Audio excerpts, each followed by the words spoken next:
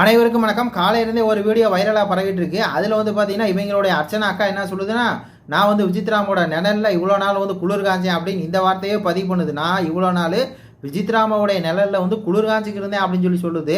இங்கே அர்ச்சனா செம்புன்னு சொல்லி பார்த்தீங்கன்னா கமெண்ட் போட்டுருப்பாங்க. அவங்கெல்லாம் வாங்கடா இங்கே அர்ச்சனாவுடைய முதல் எதிரியே வந்து பார்த்தீங்கன்னா விசித்ரான்னு சொல்லி பார்த்தீங்கன்னா இந்த பிஆர்லாம் சுற்றுவாங்களே அவங்கெல்லாம் இங்கே வாங்கடா அப்படிங்கிற மாதிரி தான் இருக்குது. உங்களுடைய அக்கா சொல்லுது, நான் இவ்வளோ நாளாக பார்த்தீங்கன்னா விசித்ராமோட நிழலில் தான் நான் குளிர் காஞ்சேன் அப்படின்னு சொல்லி.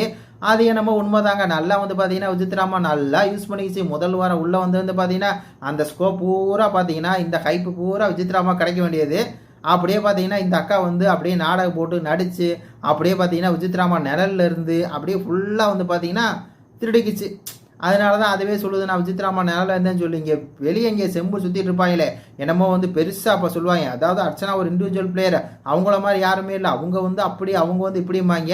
ஏன்னா அவங்க அக்கா இப்படி சொல்லி போச்சு. உங்கள் காதலையெல்லாம் கேட்குதா இதெல்லாம்?